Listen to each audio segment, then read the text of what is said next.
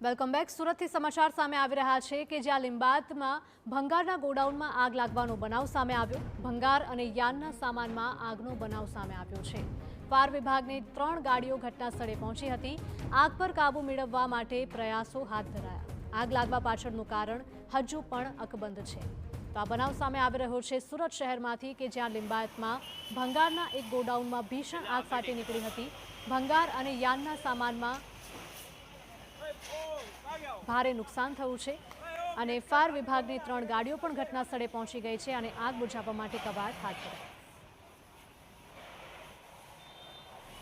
મહાપ્રભુનગર ની સામે પત્રના ભંગારના ગોડાઉનમાં આગનો કોલ મળતા તાત્કાલિક ડિંડોલી ડુંબાલ ની ગાડીઓ ઘટના સ્થળે આવીને આગ ઓલવવાની કામગીરી ચાલુ છે અને કુલિંગનું કામ પણ ચાલુ જ છે। હવે ફ્લેમ કટ થઈ ગઈ છે। ભંગારનું ગોડાઉન છે અને થોડો યાન ને એવું અંદર છે એટલે સ્મોક જરા વધારે છે। કુલિંગની કામગીરી ચાલુ છે।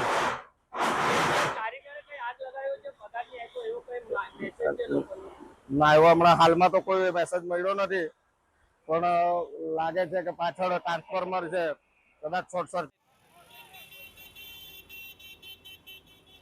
સંવાદદાતા મેહુલ જોડાયા છે વધુ માહિતી સાથે। મેહુલ, લિંબાયતમાં ભંગારના ગોડાઉનમાં ભીષણ આગ લાગવાનો બનાવ, શું કારણ?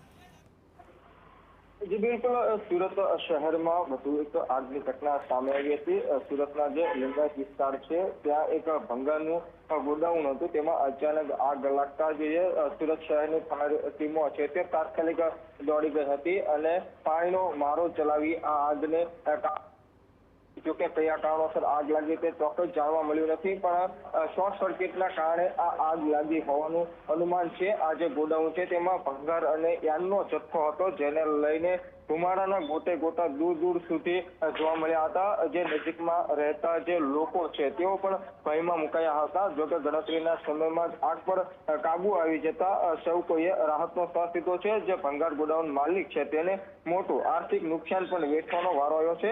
કોઈ જાનહાનિ ન થતા હાલ તો સૌએ રાહતનો શ્વાસ લીધો છે। જી બિલકુલ, માહિતી બદલ આપનો આભાર।